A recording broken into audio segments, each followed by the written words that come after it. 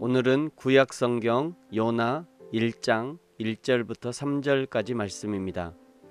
제가 가진 성경은 구약성경 1287면부터 나와 있습니다.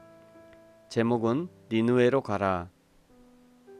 여호와의 말씀이 아미떼의 아들 요나에게 임하니라. 이르시되 너는 일어나 저 큰 성읍 니느웨로 가서 그것을 향하여 외치라.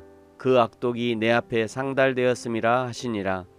그러나 요나가 여호와의 얼굴을 피하려고 일어나 다시스로 도망하려 하여 욥바로 내려갔더니 마침 다시스로 가는 배를 만난지라. 여호와의 얼굴을 피하여 그들과 함께 다시스로 가려고 배삭을 주고 배에 올랐더라. 아멘. 오늘부터 4장으로 구성된 짧은 요나서를 통해 은혜를 함께 나누도록 하겠습니다. 우리나라에서 발간된 성경은 성경을 발간할 때 시간 순서에 따라 구분하는 것이 아니고 종류별로 구분을 해서 인쇄를 했습니다.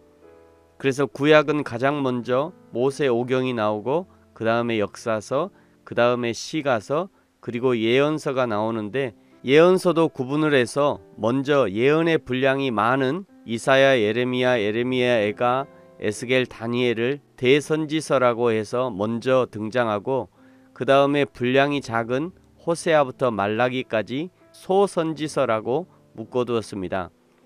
그런데 이런 편집의 단점은 그 성경이 언제 어느 상황에서 쓰여진 성경인지 어떤 상황에서 나온 예언인지를 알기 어렵다는 것입니다.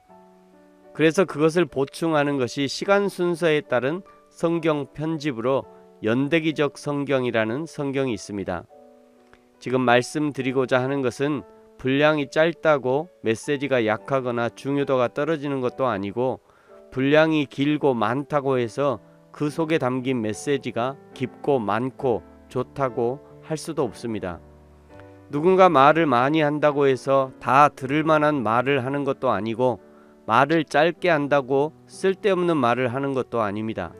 목사님이 설교를 길게 한다고 주옥 같은 명설교를 하는 것도 아니고 목사님이 짧게 설교한다고 내용도 교훈도 없는 설교라고 단정 지을 수 없는 것이죠. 그런 의미에서 요나서가 비록 짧은 4장으로 구성되어 있고 우리 성경에서도 소선지서로 약간의 차별 대우를 받고 있지만 그러나 그 안에 숨겨진 하나님의 메시지는 요나를 삼킨 큰 물고기만큼 클 수 있다는 것을 주의하면서 살피면 좋을 것 같습니다. 먼저 요나는 열왕기상 14장의 시대에 쓰여진 성경입니다. 열왕기하 14장 25절에 보시면요. 이스라엘의 하나님 여호와께서 그의 종 가드헤벨 아미떼의 아들 선지자 요나를 통하여 하신 말씀과 같이 여로보암이 이스라엘 영토를 회복하되 하맛 어귀에서부터 아라바 바다까지 하였으니. 열왕기하 14장의 시대가 어떤 시대인가?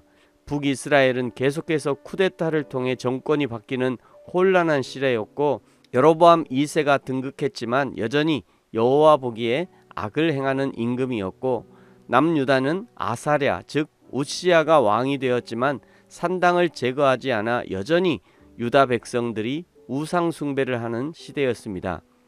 이제 곧 북이스라엘도 남유다도 멸망을 눈앞에 둔 상황이었죠.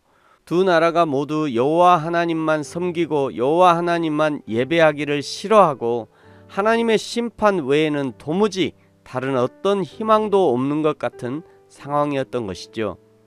그때 아미떼의 아들 요나를 여호와 하나님이 부르신 것입니다. 요나에게 하시는 명령은 아수르의 수도 니느웨로 가라는 것입니다. 가서 외치라는 것이죠. 무엇을 외치느냐? 여호와 하나님이 계시다는 것, 여호와 하나님이 너희들의 죄를 보고 계시다는 것, 여호와 하나님이 심판하실 것을 외치라는 것입니다. 이 하나님의 명령을 들은 요나가 3절에 니느웨가 아닌 다시스로 도망가 버립니다. 왜 니느웨가 아니라 다시스인가? 아수르의 수도 니느웨와 정반대에 있는 나라가 다시스였습니다. 하나님은 선지자에게 사명을 주어서 하나님의 메시지를 선포하라는데 선지자는 하나님이 주신 사명 싫다고 반대로 도망가는 것입니다. 이스라엘 백성이나 선지자 요나도 똑같습니다. 하나님만 섬기라는 이스라엘은 여전히 우상 숭배하고 이웃 나라를 의지하면서 하나님을 버리고, 선지자라는 사람은 하나님이 명령해도 오히려 반대로 가버리는, 이것이 이스라엘의 실상이었습니다. 사랑하는 성도 여러분, 저와 여러분은 지금 어떤 상황입니까? 하나님의 뜻과 반대로 행하는 이스라엘과 요나와 같은 상황입니까? 아니면 하나님의 뜻대로 살고 뜻대로 행하는 순종의 삶입니까? 날마다 하나님의 뜻대로 살기를 다짐하고 실행하는 저와 여러분이 되어지기를 예수님의 이름으로 축복합니다. 아멘. 기도하겠습니다. 하나님 아버지, 감사합니다. 오늘부터 4장으로 구성된 짧은 요나서를 묵상할 때 우리에게 하나님의 지혜를 주셔서 하나님의 뜻과 마음을 잘 알아듣게 하시고, 하나님이 원하시는 사명을 감당하는, 순종하는 하나님의 종이 될 수 있도록 축복하여 주옵소서. 감사합니다. 예수님의 이름으로 기도합니다. 아멘.